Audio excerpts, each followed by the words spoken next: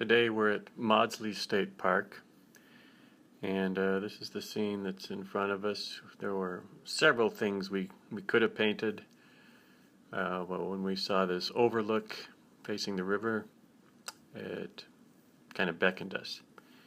And today's topic is tonal values, lights and darks.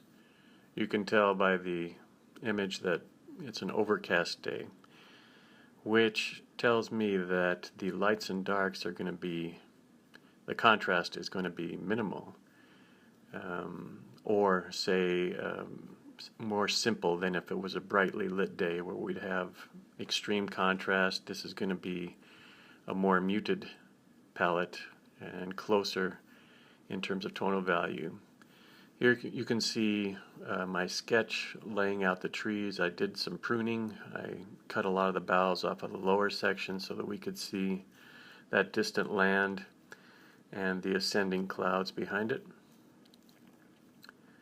And I cut out a few of the trees also and tried to take advantage of their height. These are white pines, which are really stately. The forest that we saw was quite tall.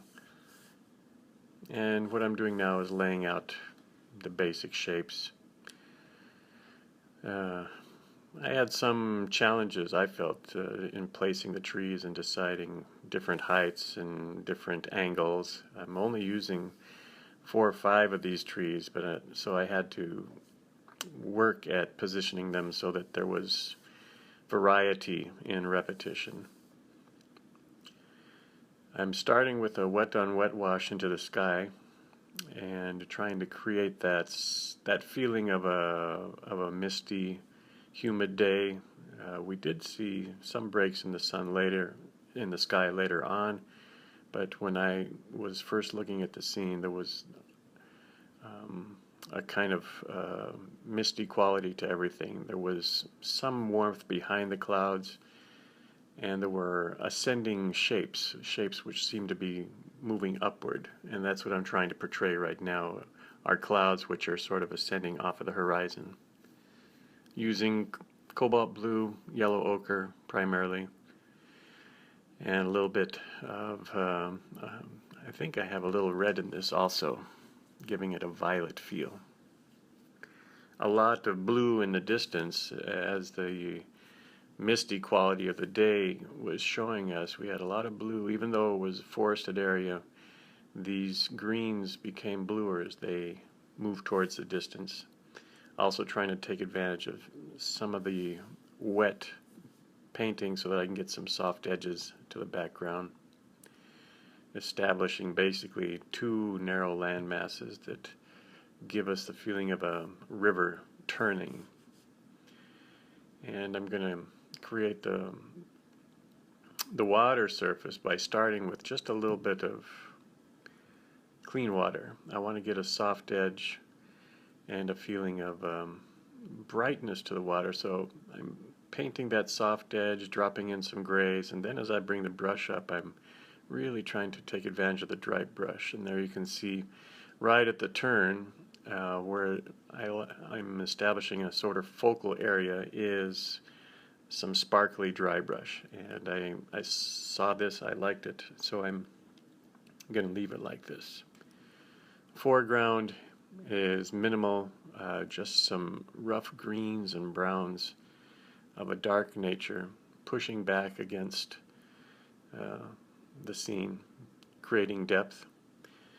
The next task is again some dry brush. I'm trying to create trunks of trees and in a satisfying manner that shows variety in repetition. So these are the same trees, many are the same width, and very tall and stately, and I'm using dry brush to do that. My brush is loaded with ultramarine blue and burnt sienna, and as I drag it down over dry paper, the paint starts to disappear and I get that broken mark. I like that. I'm going to try and preserve that as much as I can. We'll see once I put in the boughs how that works out. So here's my arrangement of trees, and there's a little opening there you can see that allows us to see the turn in the water and the bright spot on the water. We see the clouds as they rise in the background. So I want to try and keep a good deal of this. And now the boughs. The boughs of the pine are distinctive. The white pine, they have these hanging boughs on the lower part of the tree and then ascending boughs on the upper part. And I look to the calligraphers, the Chinese calligraphers, the Japanese calligraphers of the past who did such a fantastic job in portraying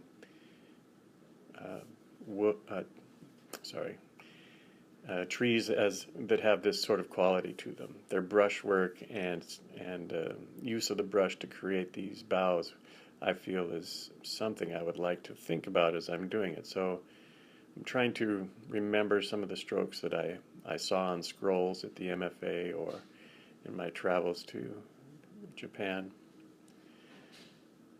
And as the trees kind of thicken, of course, we'll add more of a pattern. Rather than thinking individual trees, we'll try to create a bit of a pattern. In this placement of color, I'm using Viridian, I'm using Burnt Sienna, and Ultramarine Blue. And I'm varying them almost every time that I go to pick up paint. I'm adding a little bit of a different color. Sometimes I'm switching the brush from a flat brush to a pointed brush, and I'm just trying to get as close as I can to the nature of this scene.